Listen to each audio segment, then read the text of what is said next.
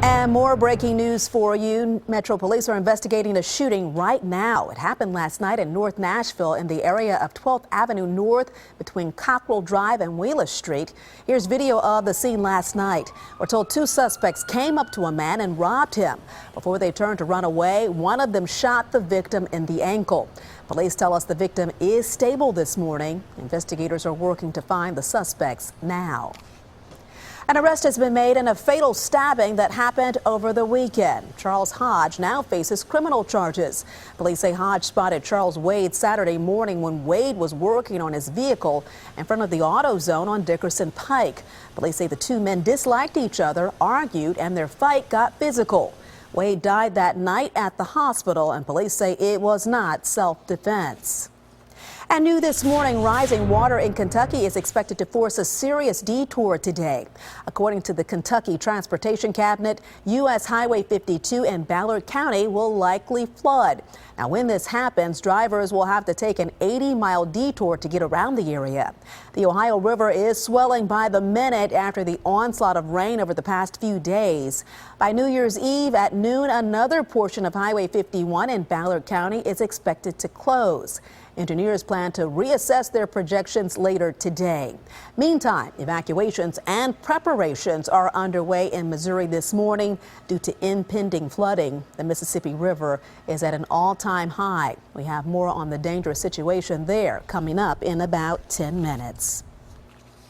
In developing news, a woman is facing even more charges after a deadly DUI crash. According to the Leaf Chronicle, Clarksville police found Larson Gaffney's car at Golf Club Lane and Liberty Parkway. She had crashed into a fire hydrant. Now, she admitted she had been drinking wine. The 42-year-old was on bond at the time, pending a trial for vehicular homicide charges. Gaffney was allegedly driving drunk when she crashed her vehicle in Cheatham County last July, killing her passenger, Kenneth Murray. Gaffney is out of jail this morning. She posted a $20,000 bond.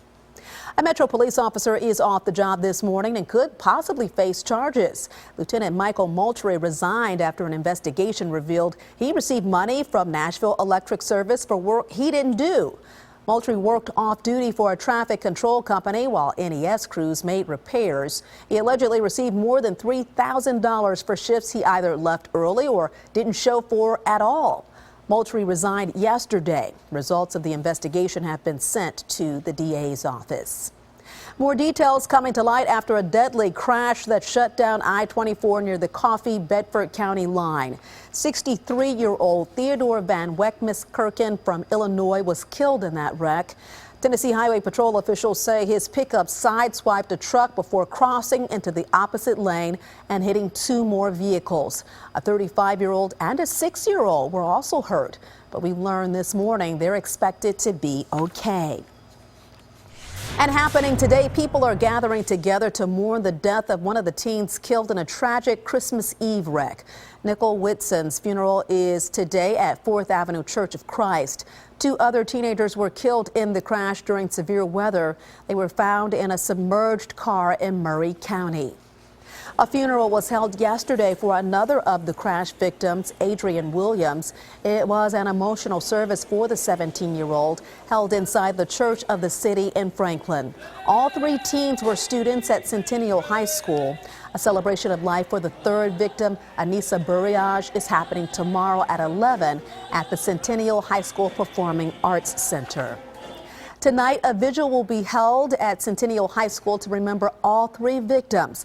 If you would like to attend, that's at 6 p.m. Several GoFundMe accounts have been created to help those families with funeral expenses. So far, more than $20,000 has been raised. You can find all that information on our website, newschannel5.com. And happening today, thousands will pack downtown for the Franklin American Mortgage Music City Bowl. That's where we find our Kimberly Davis this morning, live at Nissan Stadium with more on all the events scheduled throughout the day. Kimberly, Music City Bowl really helps out our economy here in Nashville.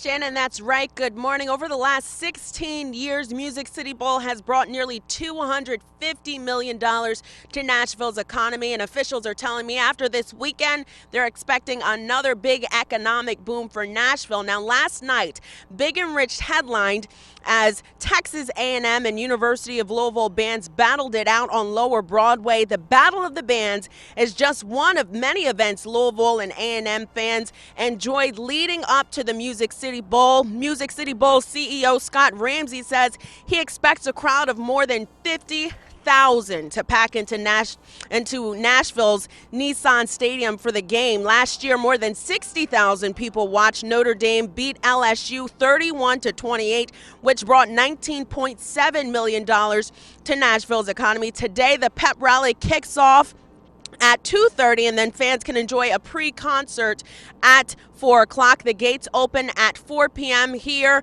Game kicks off at 6 o'clock, and tickets are still available, so grab them quickly. For now, we are live in downtown Nashville. Kimberly Davis, News Channel 5.